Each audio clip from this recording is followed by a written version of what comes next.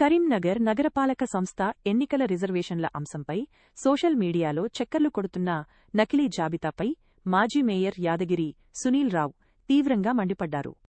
కాంగ్రెస్ నేతలు కావాలనే ఈ తప్పుడు ప్రచారానికి తెరలేపి అభ్యర్థులను భయాందోళనకు గురిచేస్తున్నారని ఆరోపించారు.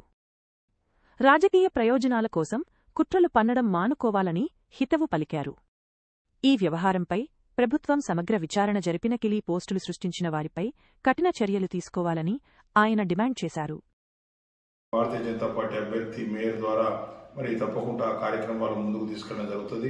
కరీంనగర్ నగరంలో అభివృద్ధిలో కొనసాగుతున్న దిశలో ఆ అభివృద్ధిని కొనసాగుతూ ఉండాలంటే భారతీయ జనతా పార్టీకి పూర్తి స్థాయిలో నగర ప్రజలకు మద్దతు ఇచ్చి భారతీయ జనతా పార్టీ అభ్యర్థులను గెలిపించినట్టయితే బండి సంజయ్ కుమార్ గారి ద్వారా పెద్ద ఎత్తున కూడా కేంద్ర ప్రభుత్వం ద్వారా నిధులు తీసుకొచ్చి ఏదైతే అభివృద్ధి కార్యక్రమాలు గత 6 సంవత్సరాలుగా నిరంతరంగా కొనసాగుతున్నాయో ఆ కార్యక్రమాలన్నీ కూడా కొనసాగే అవకాశం ఉంది. కాబట్టి నగర ప్రజలందరికీ కూడా నేను హృదయపూర్వకంగా కోరడం జరుగుతూ ఉన్నది. భారతీయ జనతా పార్టీకి సంబంధించిన అభ్యర్థులను గెలిపించి భారతీయ జనతా పార్టీకి మేయర్ పదవిని కట్టబెట్టవలసిందిగా ఒక బలహీన వర్గాల నాయకుడికి మేయర్ భారతీయ జనతా పార్టీకి సంబంధించిన బలహీన వర్గాల నాయకుడికి మేయర్ పదవిని కట్టబెట్టి బండి సంజయ్ కుమార్ గారి యొక్క చేతులు బలోపేతం చేసి కరీంనగర్ నగరంలో అభివృద్ధిలో మీరందరూ కూడా పునరంకితులు కావాలని చెప్పేసి అభివృద్ధి కొనసాగే అభివృద్ధిలో మీరందరూ కూడా భాగస్వాములు కావాలని చెప్పి కోరుకుంటూ తప్పకుండా కూడా గత 5 సంవత్సరాల కాలంలో కరీంనగర్ నగరంలో ఏ విధంగానైతే అభివృద్ధి కార్యక్రమాలు చేసినామో